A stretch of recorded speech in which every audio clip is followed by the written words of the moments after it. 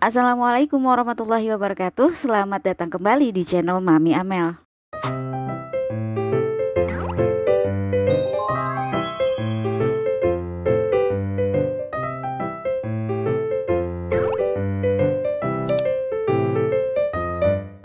Apa kabar? Selamat pagi sahabat Mamel. Gimana nih long weekendnya? Liburan bersama keluarga kah atau dengan teman-teman?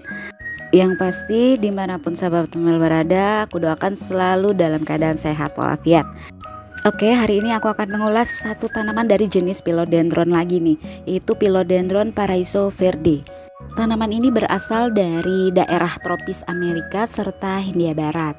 Namun tumbuhan ini sangat terkenal dengan habitatnya yang beragam. Artinya tanaman ini bisa tumbuh di berbagai lingkungan. Namun mereka lebih menyukai lingkungan yang lembab dan teduh di hujan tropis seperti Indonesia ini. Nah, itulah sebabnya mengapa tanaman ini juga sangat cocok untuk diletakkan di dalam ruangan. Tanaman ini juga banyak ditemukan tumbuh di tepi sungai dan rawa-rawa. Nah, itu bukti bahwa mereka menyukai kelembaban. Oke, untuk ciri daun dan batang tanaman ini terlihat pada daunnya adalah ciri utama dan tidak mengherankan jika tanaman ini sangat populer karena alasan itu. Mereka memiliki daun hijau yang panjang, yang indah, terkadang memiliki corak hijau yang berbeda di permukaannya. Nah, kalau menurut aku ini seperti marble ya. Jadi hampir keseluruhan dari tiap daunnya ini bermotif sama gitu. Tapi terkadang memang bervariasi, itu tergantung pada lingkungan tempat mereka diletakkan. Untuk batang dari tanaman ini lebih kecil dari daunnya. Jika tanamannya tumbuh lebih besar, dia mungkin perlu penyangga ya. Memang pada umumnya untuk Philodendron itu biasanya dia merambat, jadi memang memerlukan penyangga agar tetap tegak karena batangnya tidak akan mampu menahan berat daun. Nah, sebab itu penggunaan penyangga itu bisa dalam bentuk tiang turus atau pot yang lebih tinggi. Nah, itu akan ideal. Oke, selanjutnya bagaimana cara merawatnya dan perbanyakannya, simak terus ulasan aku sampai selesai ya. Langkah-langkah perawatan untuk tanaman Philodendron Paraiso Verde. Yang pertama, penyiraman. Sirami tanaman sesering mungkin, tetapi pastikan untuk media tanam dalam keadaan kering, karena menyiram media tanam masih dalam keadaan basah itu akan menimbulkan media tanam yang jenuh atau terlalu banyak air dan kemudian tanaman akan mati lemas. Nah, sebab itu untuk penyiraman ya terlebih dahulu cek media dulu gitu. Jadi rasakan dulu ya, bisa dengan jari sekitar 1-2 inci jari. Nah, nanti bisa dirasakan jika di permukaan media tanam masih terasa basah, ditunda dulu. Nah, kalau terasa kering baru bisa dilakukan penyiraman seperti itu ya. Kedua, media tanam. Drainase yang tepat pada media tanam merupakan bagian yang terpenting dalam merawat tanaman ini. Jika media tanam tergenang air, akarnya akan busuk dan mati. Sebab itu pastikan air dari sisa penyiraman bisa mengalir sempurna dari lubang drainase. Nah, untuk campuran media tanam yang ideal untuk tanaman ini biasanya ini digunakan yang kaya akan bahan organik. Media tanam aroid ini sangat baik jika digunakan untuk tanaman ini. Ingat untuk tetap menjaga media tanam dalam keadaan lembab. Oke, selanjutnya yang ketiga, pencahayaan. Untuk dalam hal cahaya, tanaman ini membutuhkan banyak sinar matahari, tetapi tidak secara langsung ya. Nah, kamu bisa meletakkan tanaman di dalam ruangan, juga bisa cukup di tempat yang terang, bisa di balik tirai atau dekat jendela ya. Jadi tetap mendapatkan sinar matahari walaupun diletakkan di dalam ruangan. Hindari paparan sinar matahari langsung karena akan sangat merusak daun. Daun akan terbakar dan akan merusak pola dari daun tersebut gitu. Jadi polanya akan rusak karena mereka berasal dari daerah tropis, sehingga mereka lebih menyukai keteduhan daripada sinar matahari langsung. Jadi jika sahabat Mamel sulit menemukan tempat yang cocok untuk tanaman ini, sahabat Mamel bisa menggunakan naungan ya. Jadi untuk menyaring sinar matahari yang langsung. Keempat, suhu dan kelembaban. Karena tanaman ini berasal dari hutan tropis, jadi lebih menyukai suhu hangat. daripada yang dingin. Oleh sebab itu, jauhkan tanaman ini dari paparan langsung fluktuasi suhu yang keras seperti AC gitu, ventilator, dan yang langsung di depan jendela yang terbuka tanpa ada penghalang atau tirai.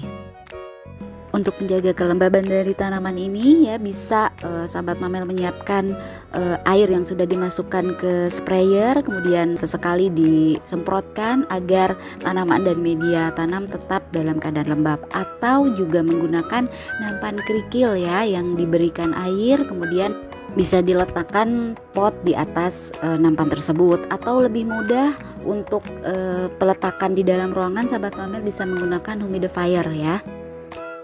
Selanjutnya yang kelima, pemupukan. Pemupukan bisa dilakukan secara rutin antara 2 minggu sampai 1 bulan sekali dengan pupuk slow release bisa, atau dengan pupuk NPK biru bisa ya sahabat Mamel, dengan takaran yang tertera pada kemasan seperti itu. Keenam, repotting.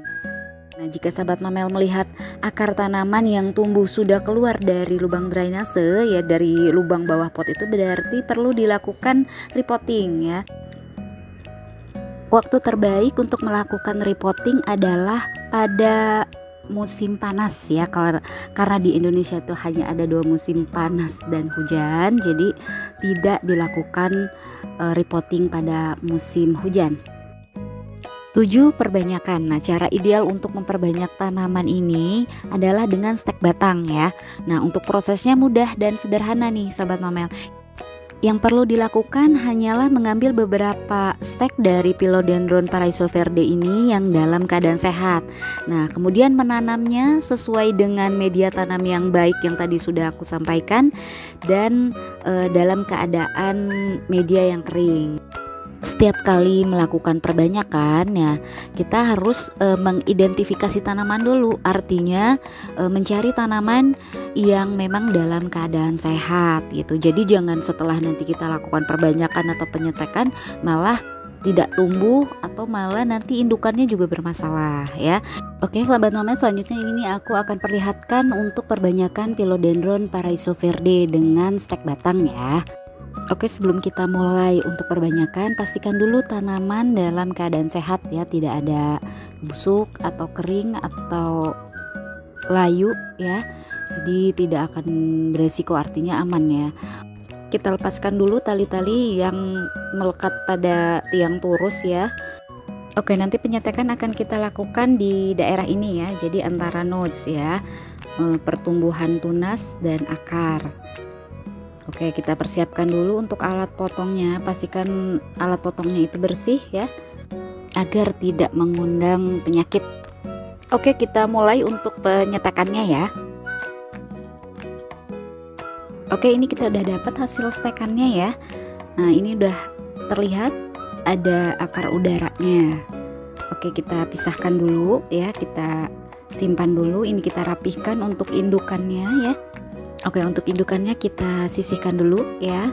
Nah, sekarang kita ke hasil stek ya. Di sini nanti aku akan menggunakan media sphagnum moss. Seperti biasa, memang aku juga gunakan wadah gelas plastik bekas minuman ya. Nah, di sini kenapa? Karena dia tuh bening, jadi nanti pertumbuhan akar baru itu akan terlihat. Jadi ini memudahkan sih sebenarnya. Nah, oke, sekarang kita masukkan dulu untuk hasil stek yang tadi ke dalam gelas plastik yang sudah terisi dengan media moss tadi ya, kira-kira setengah gelas. Kemudian letakkan tanaman dan diisi lagi dengan media sphagnum moss itu sampai tertutupi semua akarnya. Sebelum tadi dimasukkan ke dalam gelas ya, terlebih dulu ini agak direndam sedikit atau disemprot dulu ya sahabat Mamel. Jadi si moss itu nggak mencar-mencar kemana-mana ya.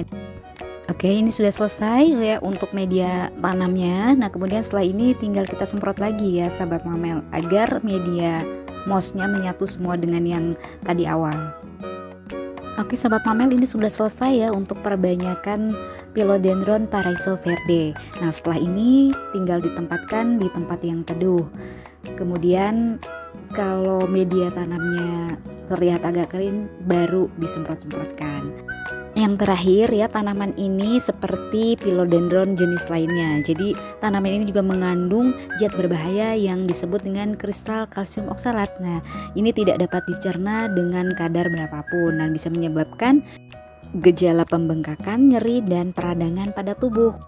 Jadi tanaman ini harus dijauhkan dari jangkauan anak-anak dan hewan peliharaan karena sangat berbahaya jika tertelan. Oke sahabat Mame, selesai ya ulasan aku hari ini tentang perawatan dan perbanyakan Philodendron Taraisoverde. Semoga bermanfaat. Jangan lupa like, comment, dan subscribe, share juga ke teman-teman dan orang terdekat kamu.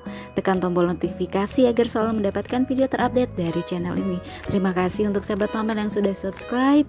Dukung terus channel ini ya. Follow juga IG Amel Plan. Sampai berjumpa kembali di video selanjutnya. Wassalamualaikum.